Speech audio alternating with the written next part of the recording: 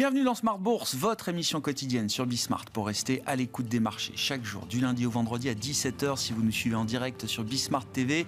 Émission que vous retrouvez chaque soir dans la foulée en replay sur bismart.fr ou encore en podcast sur l'ensemble de vos plateformes préférées. Au sommaire de cette édition ce soir, l'inflation américaine comme juge de paix aujourd'hui sur les marchés avec un chiffre qui plaît aux investisseurs et qui devra plaire également sans doute à la Réserve fédérale américaine puisque pour le deuxième mois consécutif, on a une véritable surprise à la baisse sur l'inflation globale annuelle aux États-Unis à 3% sur un an pour le mois de juin. Et même si on regarde stricto sensu la dynamique du mois de juin, il n'y a pas eu d'inflation aux États-Unis. On a même un recul de 0,1% en moyenne des prix sur un mois aux États-Unis. C'est la première fois qu'on observe ce print, cette marque négative sur un mois depuis l'année 2020 et la post-pandémie, ou en tout cas le choc pandémique de 2020. Ce rapport ouvre la voie ou confirme l'idée d'une baisse de taux prochaine du côté de la Réserve fédérale américaine, la probabilité maximale étant pour l'instant située pour la réunion du mois de septembre. Discussion à suivre évidemment avec nos invités sur l'état de santé de l'économie américaine et les marges de manœuvre de la Réserve fédérale américaine pour de futures baisses de taux. Du côté des entreprises, on démarre la saison de publication de résultats avec des nouvelles qui ne sont pas franchement bonnes du côté de PepsiCo ou encore de Delta Airlines. PepsiCo qui voit effectivement la demande calée face à la hausse des prix. PepsiCo qui ajuste ses prévisions de revenus sur son exercice en cours. Et puis chez Delta Airlines, là aussi, publication qui est vraiment mal accueillie par les investisseurs. Le groupe a raté les attentes sur le trimestre en cours et révise également à la baisse sur les prochains mois. Vous aurez le détail de ces chiffres dans un instant avec Pauline Gratel. Discussion avec nos invités de Planète Marché. Et puis dans le dernier quart d'heure de Smart Bourse, le quart d'heure thématique, nous reviendrons sur les enjeux de marché face aux incertitudes ou face aux risques politiques. C'est le chef économiste du groupe AXA, Gilles Mouek, qui sera avec nous en visioconférence à partir de 17h45.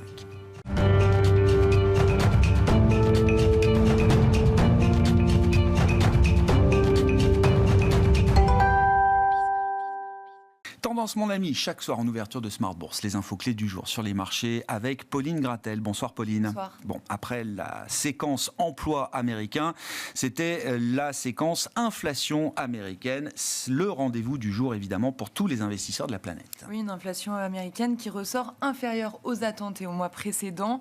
L'inflation du mois de juin ralentit à 3% sur un an, après 3,3% le mois précédent. Sur un mois, elle recule de 0,1%. Alors que le consensus tablait sur une hausse de 0,1%. L'inflation cœur ressort à 3,3% sur un an en juin, alors qu'elle était attendue en stagnation à 3,4%. Sur un mois, elle augmente de 0,1%. Ces chiffres viennent appuyer les propos de Jérôme Powell qui se disait satisfait du ralentissement de l'inflation. Et puis ces chiffres rassurent le marché qui espère maintenant que le président de la Fed gagne en confiance pour entamer une baisse des taux. Que dire des réactions de marché après la publication de ce rapport mensuel sur l'inflation aux États-Unis ? Alors après la publication, plusieurs choses à dire. D'abord, sur le marché des taux, le rendement de l'obligation américaine à 10 ans s'est détendu de 10 points de base, en dessous de 4,20%.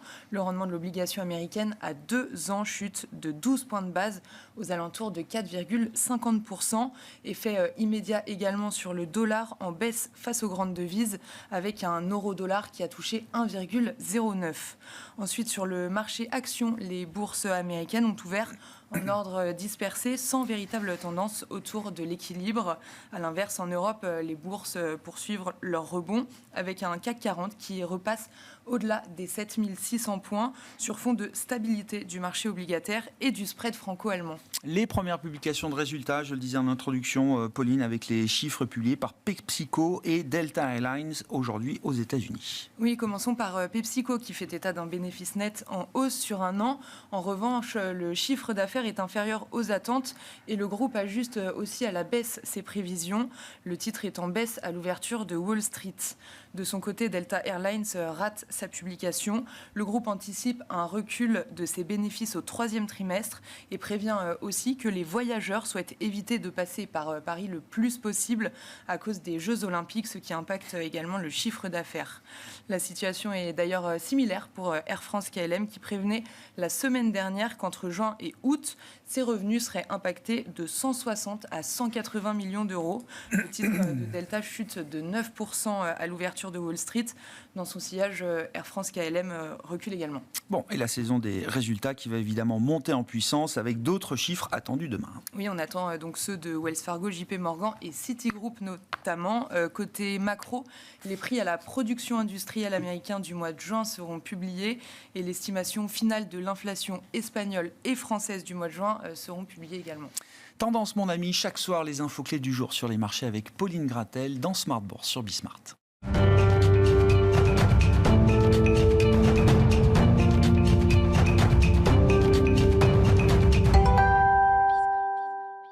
Trois invités avec nous chaque soir pour décrypter les mouvements de la planète marché. François Collet est avec nous, le directeur adjoint de la gestion de DNCA. Bonsoir François. Bonsoir Grégoire. Alexandre Taïeb nous accompagne également, gérant chez Sycomore Asset Management. Bonsoir Alexandre. Bonsoir Grégoire. Et Alain Dubrul avec nous également. Bonsoir Alain. Bonsoir Grégoire. Ravi de vous retrouver, vous êtes directeur de la gestion de Claresco. Commençons par le chiffre important du jour, l'inflation américaine.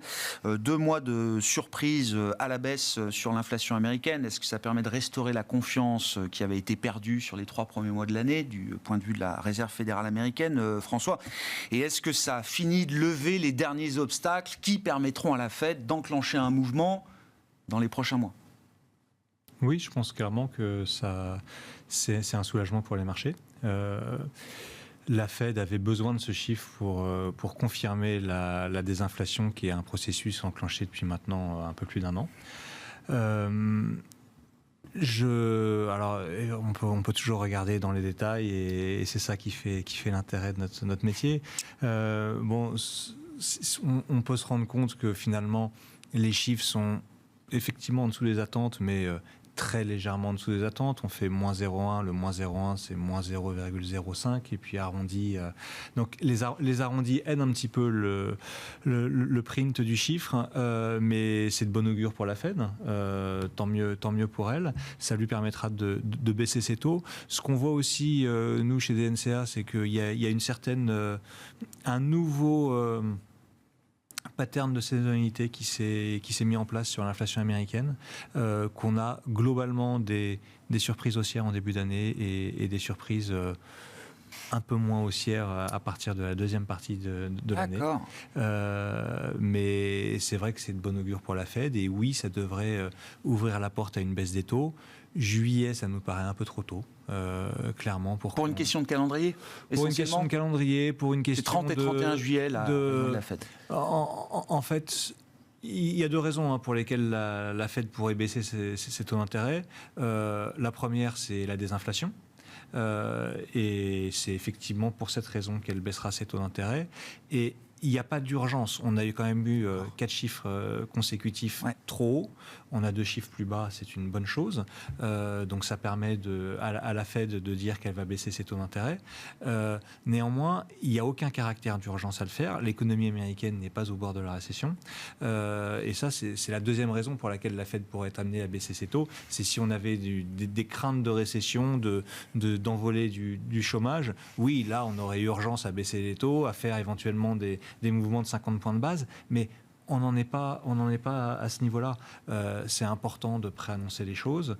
Donc oui, Jérôme Powell va nous annoncer qu'il baissera les taux sans doute au mois de septembre, à moins d'une catastrophe d'ici la réunion de la fin du mois de juillet. On devrait rester sur un statu quo. Et vous dites la Fed à ce stade n'est pas à 2 mois près en termes de timing pour toujours espérer s'offrir un soft landing de l'activité économique américaine. La balance des risques reste quand même suffisamment équilibrée. Ou est-ce qu'il y a un risque naissant quand même d'une Fed qui pourrait, le 18 septembre, puisque ce sera la date de la première baisse de taux de la Fed, de toutes choses égales par ailleurs, qui pourrait à ce moment-là apparaître un peu en retard peut-être par rapport à la situation de l'inflation et de l'activité américaine?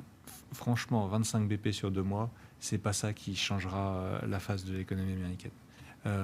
Donc je pense vraiment que c'est surtout de la communication vis-à-vis du marché. On parlera peut-être des marchés equity tout à l'heure. Le S&P est en hausse de 19% depuis le début d'année.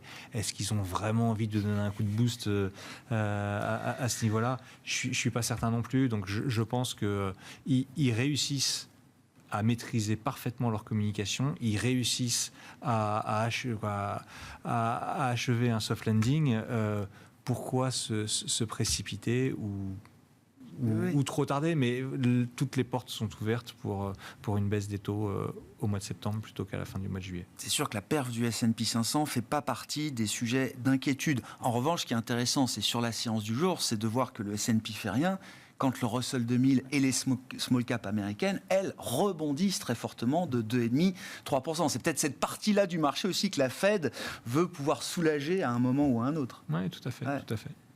Bon, Alexandre, sur cette idée de baisse de taux de la Réserve fédérale américaine, enfin, c'était devenu presque l'arlésienne, mais là, ça semble quand même se confirmer. Est-ce que la Fed est encore dans le bon tempo ? Et si désormais le marché peut assumer l'idée sérieuse d'une baisse de taux et de quelques baisses de taux à venir, qu'est-ce que ça change dans la dynamique du marché américain ? Alors oui, ça se profile bien, je ne vais pas répéter ce qu'il a dit, je suis totalement d'accord avec ça. Ce sera plutôt pour septembre, effectivement, juillet semble un peu tôt et ça permettra à Jérôme Powell d'avoir le temps de la confirmation. Donc, ce qui est intéressant, c'est de regarder toujours, même sur un mois, à l'intérieur des composants de l'inflation, ce qui baisse. Et on a enfin le résultat de la moins bonne macro, ou une macro moins en surchauffe, avec un ISM des services qui est repassé en contraction. Et là, on voit que sur l'inflation des services, ça commence à caler un petit peu. On parlait en préambule de Delta Airlines, on voit des baisses de prix au niveau des compagnies aériennes. C'est une petite composante, mais ça joue. Au niveau de l'immobilier, donc ce qu'on appelle le shelter, l'immobilier au global, on n'a pas de variation négative, mais on a une croissance beaucoup moins forte. Une moindre hausse des prix dans ce domaine-là. On est à plus 0,10 sur le mois sur le côté immobilier, ce qui est la plus grosse composante de l'inflation. Et en plus, sur l'inflation nominale, on a un effet de base assez sympa sur l'énergie qui baisse encore de quelques points de pourcentage.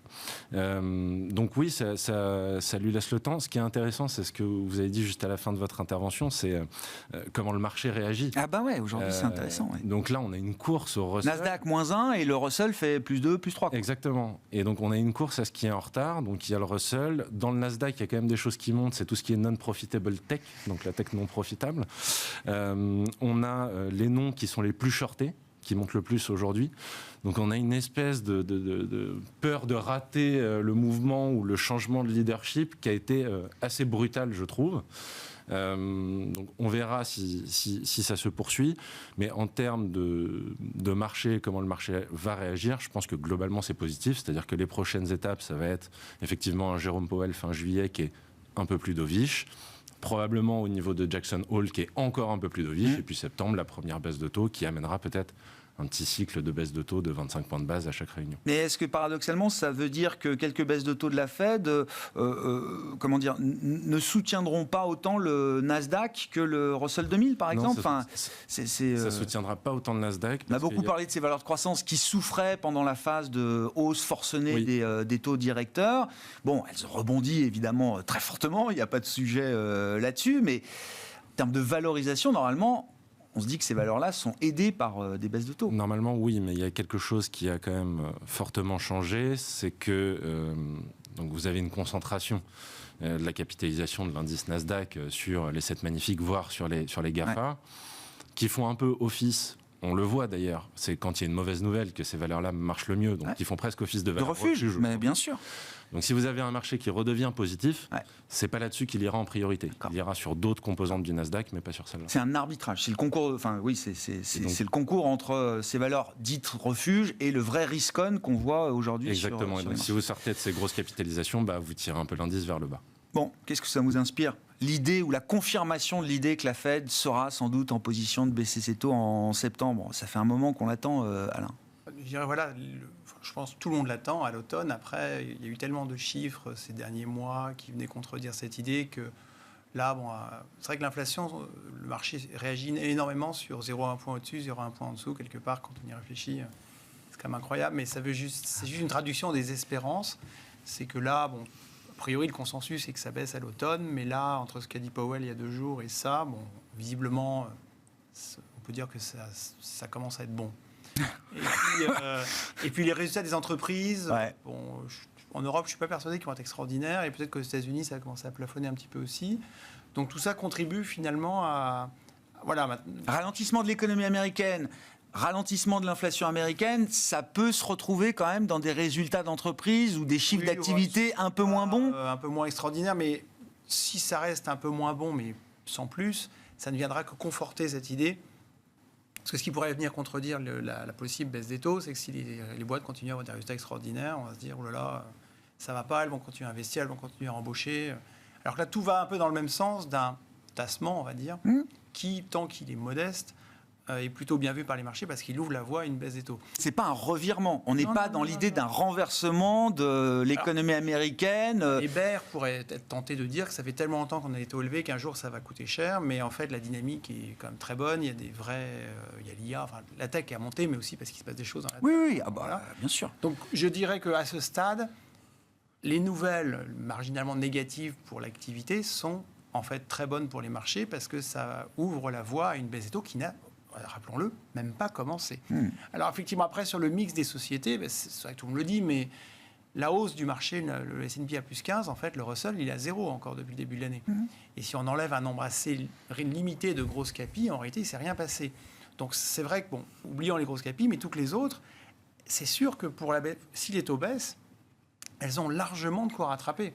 Et on pourrait avoir ce qu'on vient d'avoir depuis le début de cet après-midi, c'est un peu ce qui s'est passé en novembre. Si les taux baissent, c'est qu'il n'y a pas de récession. Oui. Enfin, si les taux baissent modérément. Oui. On pourrait avoir ce qui s'est passé en novembre-décembre. C'était un gros rallye de tous les small mid, toutes les boîtes normales, voire... Et quand on parlait de tech, effectivement, la tech qui perd de l'argent, celle qui a besoin de se refinancer, c'est elle qui a beaucoup souffert. Nous, on a un fonds innovation qui est pas mal en valeur américaine, mais plutôt sur les valeurs moyennes.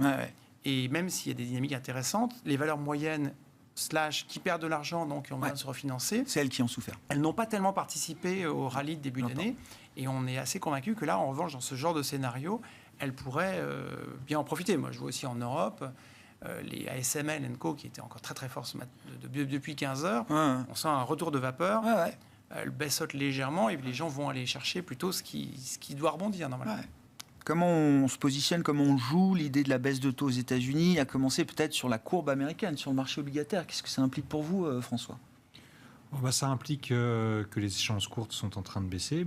C'est vrai que le rôle du marché est de pricer tout de suite. Donc, effectivement, les taux courts, on l'entendait tout à l'heure, les baissent de 12 points de base alors que les taux longs baissent de 10 points de base. Donc, on voit une légère repentification de la courbe. On s'attend à ce que cette repentification se poursuive. La question, c'est de savoir si ce sera par des baisses de taux plus rapides qu'anticipées ou si ce sera par quelques dérapages politiques sur le plan fiscal qui font craindre pour la soutenabilité de la dette américaine ou un peu des deux. Les deux ne sont pas incompatibles. Donc oui, nous, notre idée, c'est que on va vers une pontification de la courbe des taux américaine. On reste assez confiant sur le scénario de croissance. Oui, on est au soft landing, ça fait aucun doute. Il y a pas mal d'éléments qui nous font penser qu'on ne devrait pas aller vers un hard landing. La Fed a réussi jusqu'à présent à faire ralentir l'économie. Elle a énormément de cartouches pour venir aider l'économie si celle-ci venait à ralentir de manière plus importante. Les revenus réels sont en augmentation assez significative encore. Donc on ne voit pas de gros ralentissement. Donc sur le plan la courbe des taux d'intérêt, on est assez confiant sur cette pontification à venir. Pas énormément de risques non plus sur le marché du crédit.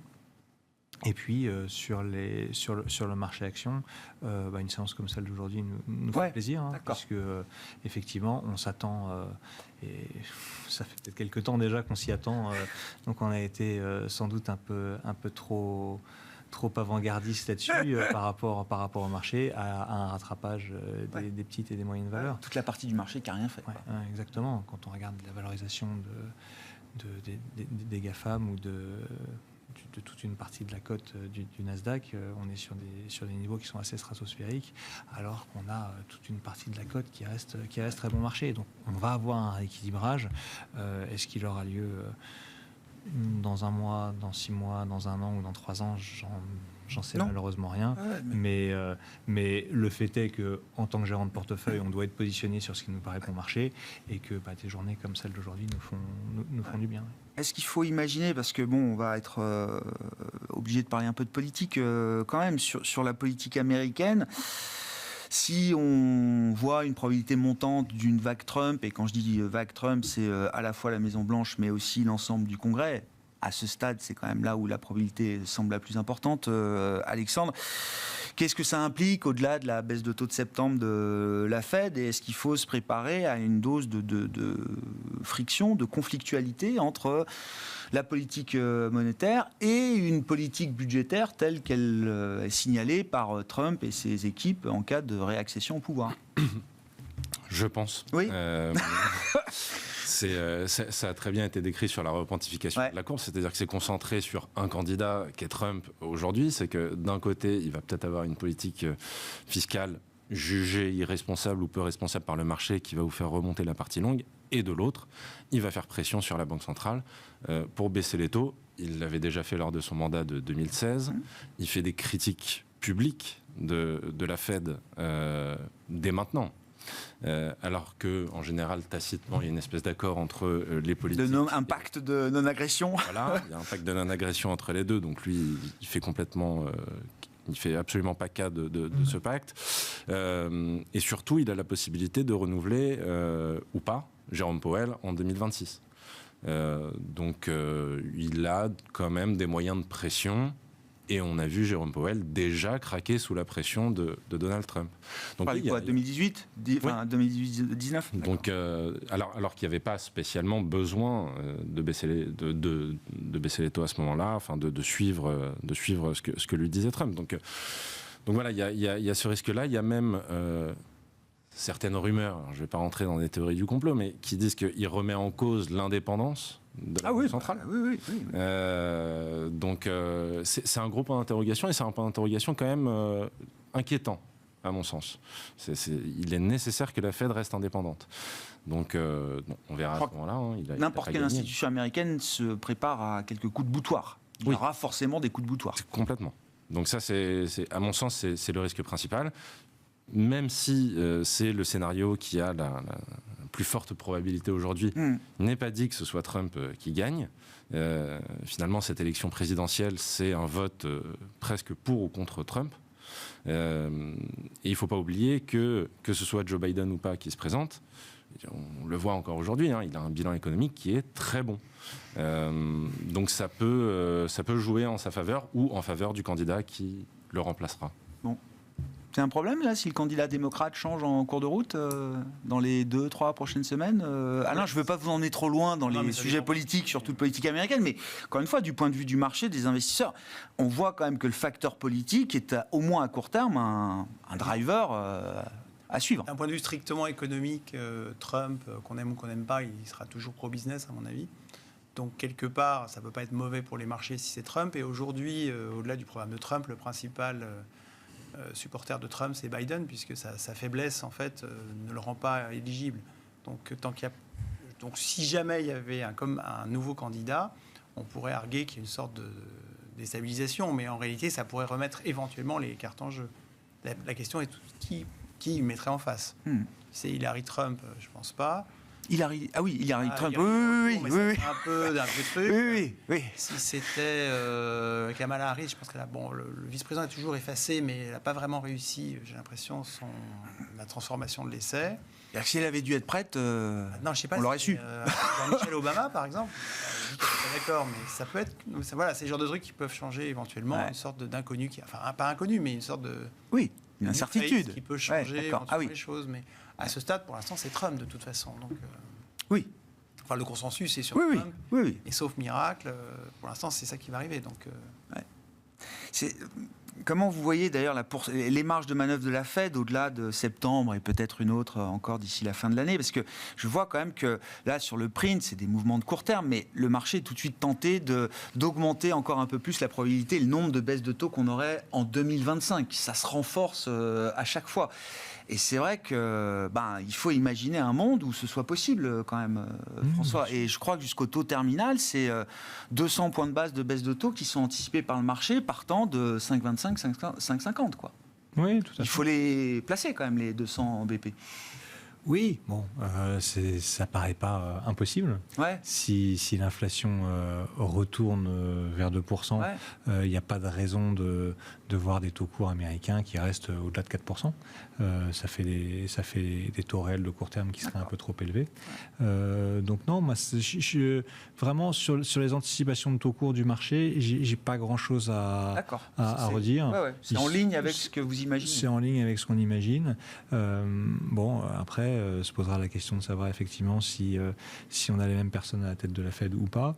Je pense que paradoxalement, si on devait avoir Donald Trump qui était élu président avec les pleins pouvoirs, ça pousserait peut-être la Fed à être obligé d'être plus au quiche parce qu'une politique budgétaire très expansionniste, parce que peut-être une perte de confiance dans le dollar, dans la monnaie, et que il est possible que les marchés américains soient en train de changer de paradigme et soient en train de passer d'une réaction ou d'un mode opératoire qui est celui d'un marché développé vers celui d'un marché émergent. Et des conflits entre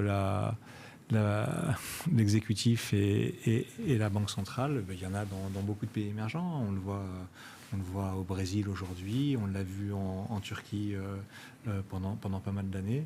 Et on sait qui a le dernier mot in fine, ça reste toujours l'exécutif en général. Ça n'a pas été le cas dans les pays développés. Jusqu'à présent, où c'est la Banque centrale qui garde la main. On verra s'il y a ce switch. Je pense que ce sera quelque chose de très important pour le statut du trésor américain, enfin des treasuries, du dollar, etc. Tout à fait. Pas la première fois qu'on entend l'idée, alors ça paraît un peu grossier de dire que les États-Unis seront perçus peut-être demain comme des émergents, pas sur le plan du PIB par habitant, j'imagine, mais sur la question de l'indépendance des institutions, des garanties, etc. Effectivement, il y a des lignes qui vous placent dans un camp ou dans un autre. On va dire les choses comme ça. Tiens, parlons de l'Europe et de la France. Comment vous avez vécu la première séquence, là, ce que j'appelle la première séquence avant les rendez-vous de l'automne, autour évidemment de la trajectoire des finances publiques françaises, qui, je le rappelle, continue de s'aggraver. Sur les 5 premiers mois de l'année, l'exécution budgétaire est encore pire, alors à la marge, que ce qu'on a observé sur les 5 premiers mois de 2023. Donc le compteur qui tourne, il est là, François. Le marché, effectivement, attend de voir avec grande sagesse, j'ai envie de dire. Comment on imagine la suite? Et est-ce qu'il y a déjà une perte de statut pour l'OAT française qui est, j'allais dire, presque irrémédiable, en tout cas qui ne sera pas corrigée là, dans quelques mois ou voire quelques trimestres et même peut-être quelques années? Alors, il faut avoir une capacité de projection, un esprit d'imagination assez important aujourd'hui quand on regarde la politique française, parce que c'est vrai que d'un jour à l'autre, les choses changent. On voit beaucoup de gens qui pensent qu'ils ont pu gagner cette élection, d'autres qui pensent que personne ne l'a gagné, et in fine, les implications peuvent être importantes sur la trajectoire du déficit. Néanmoins, indépendamment de la trajectoire à venir, la trajectoire actuelle est mauvaise. Je pense que on s'achemine sans doute vers 2 scénarios possibles. Soit un scénario où le NFP est nommé à la tête d'un gouvernement qui tiendra le temps qui tiendra, mais qui ne sera pas forcément très positif pour l'évolution des finances publiques françaises. Soit le NFP n'est pas nommé au pouvoir et on risque d'avoir quelques débordements sociaux. Donc, dans les deux cas, on est quand même sur quelque chose de plutôt négatif, à notre sens. Pas du bruit positif, oui. Non, c'est pas du bruit positif, c'est du bruit négatif. Je pense que l'épée de Damoclès de l'élection présidentielle de 2027, tout le monde l'a en ligne de mire. Elle pourra éventuellement être avancée, cette élection présidentielle. Donc, il me paraît assez difficile d'imaginer un retour du spread OAT-Bund sur ce qu'il était avant cette séquence. Il est aujourd'hui, il s'est resserré de quelques points de base depuis c'est plus large entre les deux tours. Mais il faut avoir en tête, moi j'aime bien le regarder, pas uniquement ce spread OAT-Bund, mais le regarder aussi par rapport au spread BTP-Bund, par rapport au marché equity, par rapport à l'ensemble des... Nos concurrents sont là aujourd'hui, j'ai envie de dire. Comment préparez-vous, parce que je vais vous poser la même question, mais qu'est-ce que vous avez pris comme décision en tant que gestionnaire d'actifs, de portefeuille, sur la partie obligataire et crédit? Enfin, vous n'êtes pas obligé de détenir de l'OAT, vous n'êtes pas des investisseurs contraints de ce point de vue-là, mais quand même, je veux dire, ça fait partie des actifs standards, j'allais dire, dans des allocations. Quelle décision vous avez prise là sur les 2, 3, 4 dernières semaines? Nous, on est très prudents sur le marché des OAT. C'est vrai qu'il y a potentiellement du bruit, de la volatilité à venir, et malheureusement, on n'est pas suffisamment rémunéré pour détenir ce risque aujourd'hui. Donc, on préfère rester à l'écart du marché des OAT. Peut-être qu'il y aura des jours meilleurs pour y revenir, mais aujourd'hui, le pricing de marché ne nous paraît pas suffisamment représentatif du risque que l'on prend quand on investit sur la dette de l'État français. Et sur d'autres actifs français, la partie action, impossible de ne pas être sur les actions françaises, bien sûr. Alors, mais oui, sur la partie action, c'est un peu différent parce que d'une part, les actions françaises sous-performent quand même très fortement le reste des actions européennes depuis le début de l'année. Donc là-dessus, j'ai tendance à dire que la décote s'est produite, contrairement à ce qu'on voit sur les OAT à l'intérieur du monde souverain, et ce qu'on voit sur le fixed income de manière générale, sur le marché obligataire. La dette des entreprises françaises, c'est pas détérioré. C'est vraiment la partie action qui est assez bon marché aujourd'hui et qui offre des opportunités d'investissement, d'autant plus qu'on est sur les entreprises qui, pour la plupart, se font quand même une partie significative de leur chiffre d'affaires à l'international. Même si parfois le code postal peut être un peu pénalisant, pour des investisseurs globaux qui ne font pas forcément dans le détail à chaque fois. Bon, quelle décision vous avez prise chez Sycomore sur cette situation française spécifique et est-ce qu'il faut imaginer, moi je me mets toujours à la place du fonds de pension japonais ou du fonds de pension du Texas, est-ce qu'on imagine une baisse structurelle de la place des actifs français dans les allocations globales? Si on se met à la place du fonds du Texas, on peut imaginer ça, effectivement. Oui, parce que c'est quand même ça, 53% de la dette française est détenue par des non-résidents, et c'est la veuve d'Osaka et la veuve de Dallas, quoi. Surtout, il y a eu quand même une séquence où on a pu analyser les flux et voir qui vendait à quel moment. Donc il y a eu la dissolution. Le lundi et le mardi, c'est globalement les Français et les Européens qui sortent du marché action français. Le mercredi, ça remonte, et le mercredi soir, il y a l'union de la gauche. Oui. C'est le jeudi que les Américains vendent. Donc en fait, il est là le sujet. Est-ce que le NFP va être au pouvoir ou pas? Pour l'investisseur global, c'est ça la question. Pour l'investisseur global, c'est ça. Est-ce qu'il y a une rupture dans la conduite de la politique économique française, ou est-ce qu'on reste dans quelque chose qui navigue à la marge, quoi? Et c'est même historiquement, c'est le seul événement que j'ai trouvé où un facteur politique a un impact un peu plus long que le court terme. C'est 81, l'élection de Mitterrand. Oui. Donc il y a quand même un parallèle.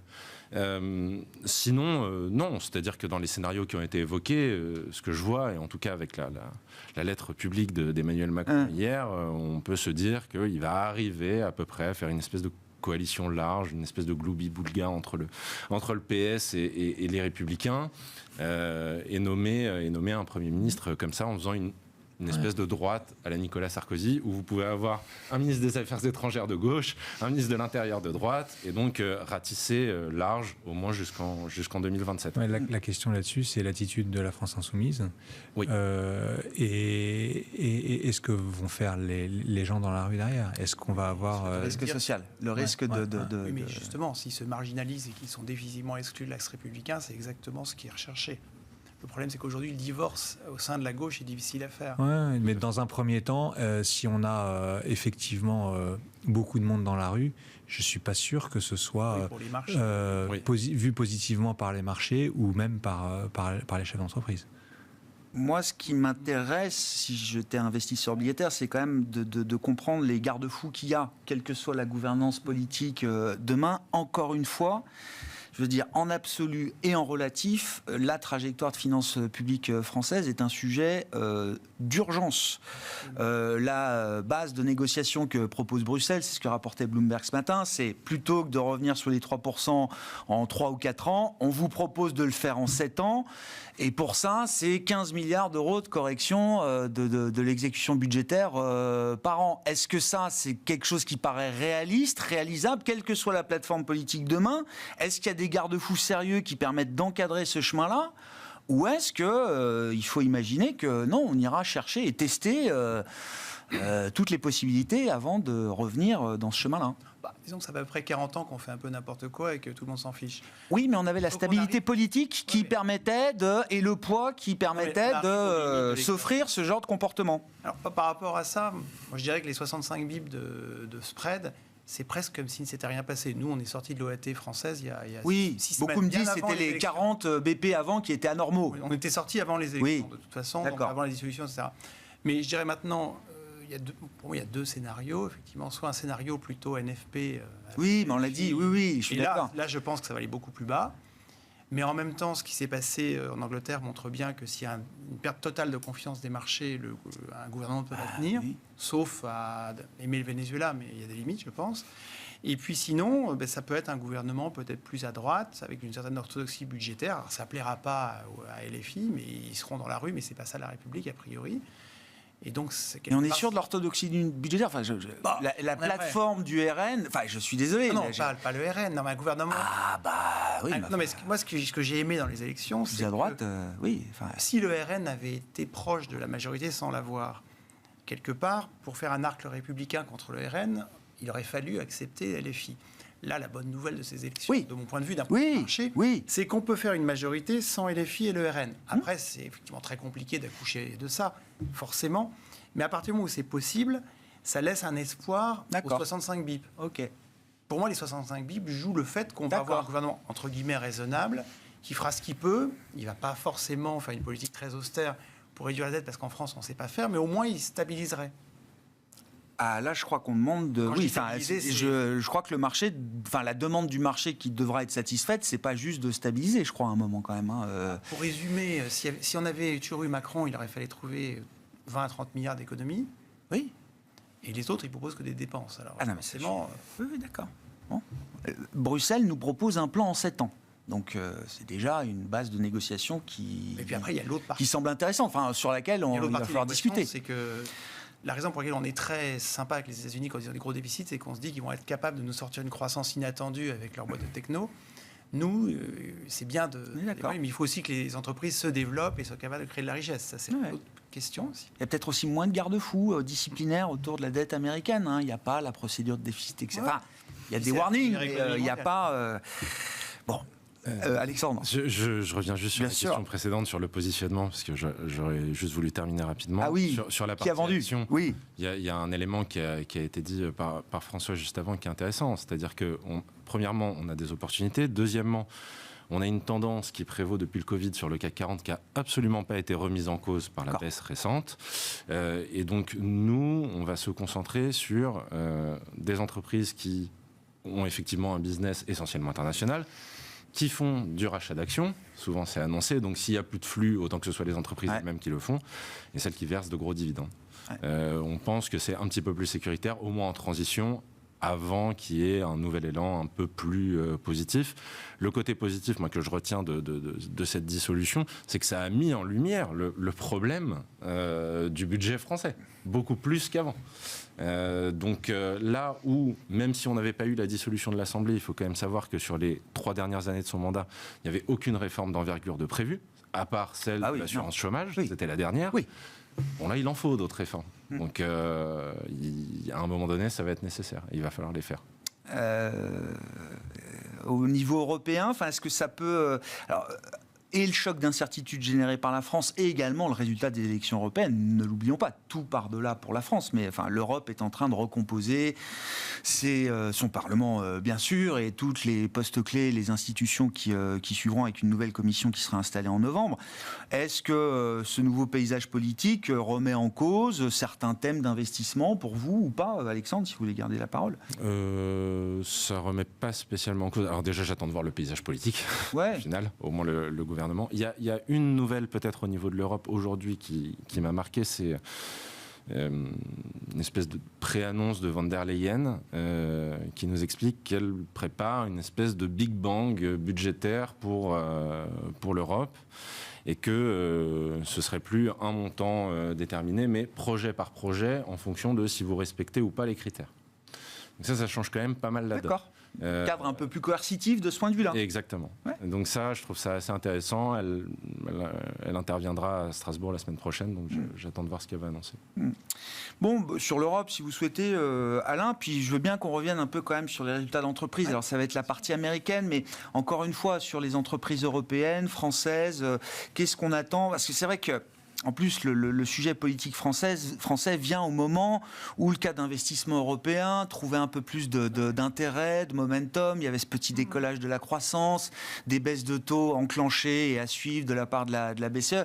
Tout ça redonnait pour des investisseurs globaux de l'intérêt vis-à-vis de l'Europe. Est-ce que ça, c'est déjà derrière nous ou est-ce que non? C'est quand même un chemin qu'on peut encore imaginer. Sur l'Europe, le Parlement est un peu plus à droite, mais les grandes masses n'ont pas bougé. Donc je pense que c'est la majorité reste un bloc centriste. Il y aura peut-être, sur la voiture, par exemple, l'extinction du thermique en 2035. Je sens que le Parlement serait un petit peu moins volontariste sur ces questions-là. Donc là, ce serait le seul élément de prudence. Mais sur le reste, je ne pense pas qu'il y aura de gros... Mais ça ne remet pas en cause les thèmes d'investissement qui vont derrière. D'accord. Ce sera un petit peu moins coercitif sur l'agriculture, sur les plans assiettes 2.0 pour les agriculteurs et sur la question du renouvelable. De la ferme à la fourchette, oui, d'accord. Okay. Voilà. Sinon, pour le reste, non, a priori, ce qui peut évoluer, c'est... Voilà, sur les sociétés, oui. Oui, les entreprises. On était plutôt parti sur une dynamique où les États-Unis... On révisait à la hausse les prévisions bénéficiaires des entreprises, là. Rebondissaient en partant d'une base très faible. Oui. Alors c'est vrai que là, le risque, c'est que l'attentisme pourrait un petit peu tuer dans l'œuf le début de reprise européenne. Cela dit, je ne pense pas vraiment que ça le remettra totalement en cause. Et puis, on a malgré tout, en élément de fond, ces baisses de taux qui ont commencé en Europe, qui visiblement vont aussi commencer aux États-Unis. Et ça, si on prend un peu de distance par rapport à la France, ça reste quand même du vent arrière. Donc ça va rester là. Et je pense qu'il faut quand même garder un petit peu raison. C'est des éléments de soutien qui sont très forts. Voilà. Maintenant, sur les résultats stricto sensu, je ne suis pas persuadé qu'ils vont être extraordinaires. Il y a eu, j'ai fait la liste, Dassault, Veralia, il y a eu PageGroup aussi au UK dans le monde des RH et du recrutement, Michelin, L'Oréal qui ont un peu guidé à la baisse, il y avait le gros warning de Nike fin juin, aujourd'hui c'est Pepsi et Delta qui ratent leur publication. Oui, quelques... Je ne sais pas si ça fait une tendance, mais... Forcément, ceux qui préalertent en général sont ceux qui ont des mauvaises nouvelles. Quand on alerte positivement, ça arrive aussi, mais il faut que les nouvelles soient exceptionnelles. Oui, j'entends. Donc c'est un peu dissymétrique. Mais pour autant, pour l'instant, je trouve effectivement on a plus quand même un certain nombre de warnings qui ne sont pas très encourageants, je dirais, pour la publication de résultats à venir. Et puis, par ailleurs, l'environnement peut pousser les sociétés à être aussi un peu prudentes en termes de perspective, puisque aujourd'hui, selon les scénarios, c'est pas... On le saurait à moins, oui. Donc, je ne suis pas certain que la saison des résultats va être très supportive. Alors, maintenant, aux États-Unis, comme tout le monde attend la baisse des taux, si on a des résultats qui sont un peu moins bons, je comprends. Ça peut aussi soutenir la thèse baisse des taux, donc tant qu'à faire... Ça ne sera pas forcément dramatique pour les marchés, mais effectivement, pour la première fois, je ne sais pas si les résultats vont être exceptionnels. Bon, ça veut dire confirmé quand même. Comment on s'organise pour traverser cette période estivale là, sur les marchés? Est-ce que l'idée, c'est quand même tactiquement au moins, de réduire un peu la voilure? Est-ce qu'il y a des segments de marché avec lesquels on est encore particulièrement confortable et qu'on n'a pas envie de quitter aujourd'hui? C'est un peu toujours la même chose. C'est-à-dire que tout ce qui est lié à la consommation, on sent que ce n'est pas encore évident. Tout ce qui est lié, en revanche, les grandes thématiques, type l'IA, les boîtes comme Schneider, la transition énergétique, on sent que ça continue quoi qu'il arrive. D'accord. Oui. Donc, après, non, mais c'est bien, ces tendances-là se valident malgré l'incertitude du moment, quoi. Oui, donc c'est plutôt les boîtes un peu cycliques qui, à mon avis, vont encore une fois être un petit peu décevantes. Mais... Bon, sur la logique d'investissement, justement, chez Sycomore Asset Management, qu'est-ce qui vous intéresse en ce moment? Ou est-ce que vous êtes encore à l'aise? Ou est-ce que vous l'êtes peut-être moins ou beaucoup moins aujourd'hui, Alexandre? Alors, bon, logiquement, si on a bien fait notre travail en allocation, on a un peu profité du début d'année. Ouais. Donc, on réduit un petit peu la voilure, on a un cash qui rémunère. Donc, on est un petit peu plus défensif. On ne peut pas se désengager totalement non plus parce qu'on profite de la tendance, notamment aux États-Unis. Je suis d'accord sur les thématiques avec ce qui vient d'être dit. Sur le renouvelable, on ne change absolument pas notre position. Sur la consommation, on fait beaucoup plus de stock picking parce que vous parliez de Nike. C'est quand même assez spécifique à Nike. C'est-à-dire que Nike vient d'une espèce de bulle du Covid où le direct-to-consumer marchait très très bien. Puis ils se font prendre des parts de marché par d'autres acteurs qui arrivent, etc. aussi. Voilà. Non, dans le même temps, fast retailing, donc Uniqlo remonte ses guidances. Visiblement, donc, la consommation, c'est très large. Il faut regarder titre par titre. Mais voilà, globalement, on reste sur nos tendances de long terme. Je pense que, comme je le disais un petit peu avant, sur les entreprises qui font du share buyback, les entreprises qui versent du dividende, et les entreprises qui ont une valorisation écrasée, regardez les banques aujourd'hui, européennes. En Europe, et ou françaises pour les plus téméraires, c'est intéressant. Ouais. Pour conclure avec vous sur la logique d'investissement du moment chez vous, chez DNCA, François? Oui, effectivement, on est sur des niveaux de valorisation qui sont... Je trouve que les écarts de valo sont très importants. Au sein de la côte américaine, on est sur quasiment 19% depuis le début d'année sur le S&P. Ouais, c'est ça. Est-ce qu'on finirait à 38? J'en doute. C'est pas impossible, je me ferai pas ma main à couper le feu du contraire, mais j'en doute. Donc oui, un peu plus de prudence, je pense, ça me paraît important.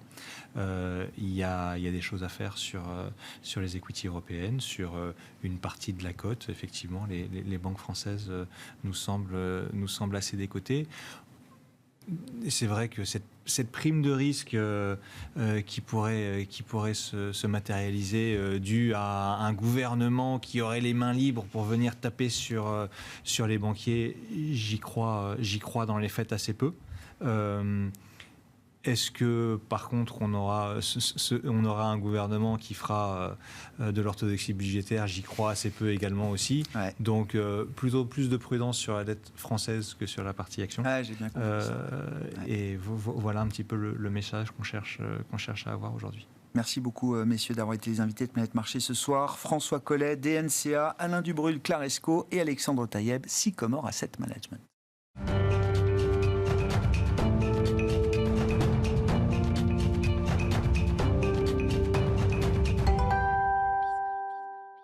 Le dernier quart d'heure de Smart Bourse ce soir, le quart d'heure thématique qui a pour sujet la macroéconomie, la politique et les banques centrales. Quelques questions à poser à Gilles Mouek qui est avec nous par téléphone, chef économiste du groupe AXA. Bonjour et bienvenue Gilles.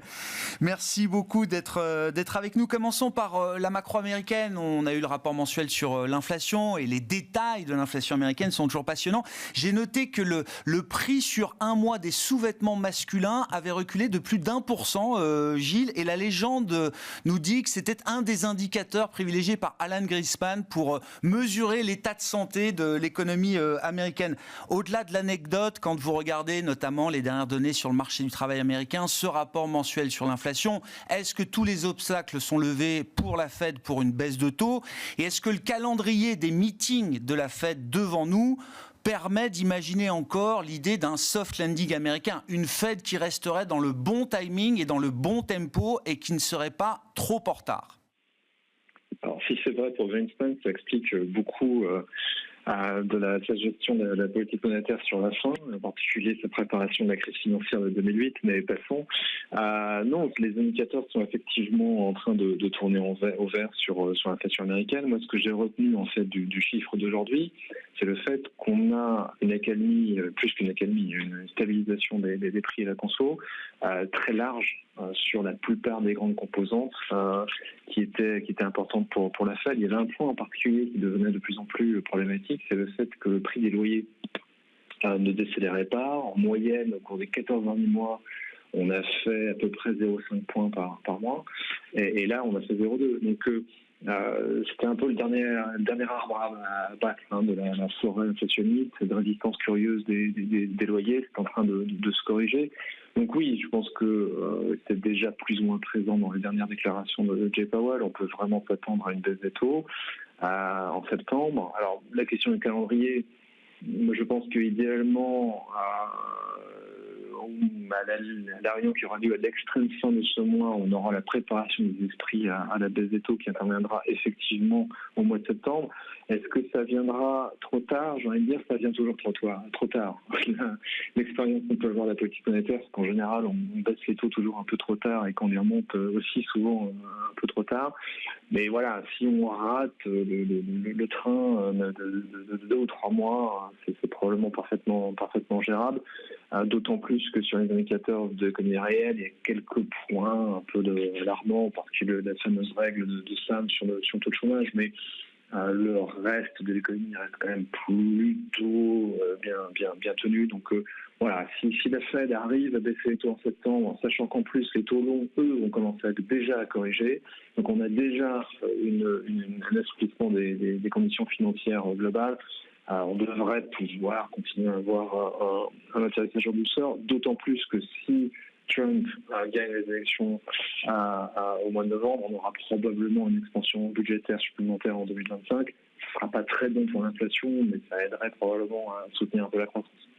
Justement, qu'est-ce qu'on peut imaginer, puisque c'est quand même la probabilité montante d'avoir une vague Trump, et quand je dis vague, c'est la Maison-Blanche et l'ensemble du Congrès, Gilles, parce que sur la publication de l'inflation cet après-midi, on voit tout de suite que se renforcent également les probabilités de baisse de taux pour 2025. C'est-à-dire, dans le cas d'une présidence Trump avec des pouvoirs également à l'ensemble du Congrès, Gilles, quelle dose de conflictualité il faut imaginer entre la politique monétaire et une politique budgétaire et tarifaire commerciale telle que signalée par Trump et ses équipes aujourd'hui? Alors, autant je suis de plus en plus confiant sur la baisse des taux du mois de septembre et probablement du mois de décembre, ça me paraît atteindre un très très haut niveau de probabilité, autant je suis de moins en moins confiant sur la possibilité effectivement d'avoir une poursuite de la baisse des taux en 2025, parce que si je prends les 3 premiers éléments de la plateforme électorale de Donald Trump, qui, soit étant passant, est beaucoup plus précise qu'elle ne l'était en 2016. Les 3 éléments principaux, c'est 1, arrêt brutal de l'immigration, 2, politique budgétaire encore plus accommodante avec la prolongation des baisses d'impôts de 2017 qui étaient censées expirer en 2025, 3, guerre commerciale, en tout cas durcissement très net des tarifs douaniers. Les 3 sont éminemment inflationnistes. Sur l'immigration, on a eu l'année dernière un peu plus de 3 millions d'entrées de personnes en âge de travailler sur le territoire américain, donc plus de 1% de la population active résidente. Sans cela, on n'aurait jamais eu le début de décélération des salaires auquel on a assisté. Donc s'il y a effectivement un arrêt brutal de l'immigration, c'est plutôt un message inflationniste. Sur le budgétaire, c'est la même chose, c'est-à-dire qu'on devait normalement avoir des déficits en résorption légère en 2025. Si on prolonge les baisses d'impôts, on ne les aura pas. 3e élément, sur la guerre commerciale, c'est par nature, c'est par construction une mesure qui sera inflationniste. Donc si on se met à la place de Powell en 2025 avec une présidence Trump, est-ce qu'il aura envie d'aller tellement plus loin dans la baisse des taux? Probablement pas. Et je pense que ça, c'est un élément qui permet de comprendre pourquoi il y a sans doute une espèce de seuil de résistance sur les taux longs américains. C'est-à-dire que là, on reste sur entre 4,15 et 4,25. Je pense qu'on aura du mal à passer la barre des 4, précisément parce que le marché va être de plus en plus focalisé sur la possibilité qu'on ait une espèce de deuxième vague inflationniste en 2025.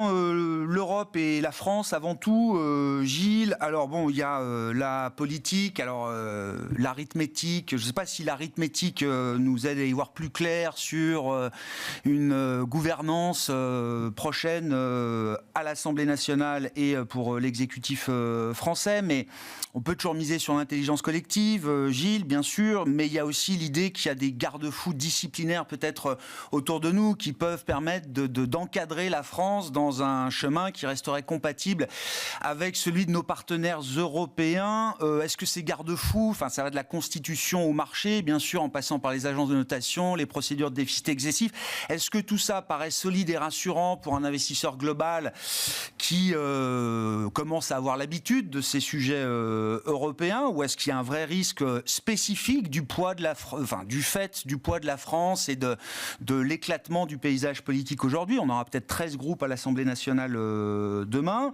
C'est un premier point. Et puis, la question conjoncturelle également qui se pose derrière. C'est combien de temps est-ce qu'on perd dans l'idée d'un décollage ou d'un redécollage de la France aujourd'hui sur le plan de l'activité économique, Gilles? L'arithmétique parlementaire plus la Constitution, ça permet quand même d'éliminer du radar les solutions qui seraient probablement les plus toxiques du point de vue du marché. Et je pense que ça explique d'ailleurs pourquoi le marché reste relativement calme. En tout cas, le marché obligataire reste relativement calme devant effectivement l'atomisation du paysage politique français. Pourquoi? Parce que ce qui a été exclu après les premiers et deuxième tours, c'est l'hypothèse application complète du programme du Rassemblement national et application complète du programme du Front populaire. On peut jouer à qui fera la pression la plus forte pour obtenir de la part du président de la République telle ou telle nomination de Premier ministre. Mais la Constitution est très claire, c'est le président de la République qui nomme le Premier ministre et ce Premier ministre ne lui est pas imposé. Deuxièmement, arithmétiquement, les solutions extrêmes seraient renversées en l'espace de quelques jours, parce que les autres blocs parviendraient à les juguler. Donc ça, je pense que ça explique en grande partie la certaine patience du marché depuis quelques jours. Maintenant, la difficulté pour moi, ça devient une difficulté presque logistique. C'est-à-dire que il faut présenter une loi de finances initiale au plus tard début octobre, et normalement le 20 septembre, la France est normalement obligée de transmettre aux autorités européennes son plan structurel sur 4 ans. Ça laisse très peu de temps aux équipes qui seront effectivement constituées une fois qu'on aura fait le tour des solutions impossibles et qu'on arrivera aux solutions possibles. Ça laissera très peu de temps aux équipes pour arriver à quelque chose de complètement cohérent. Alors, moi, je compte sur quand même une certaine flexibilité de la part des Européens en la matière.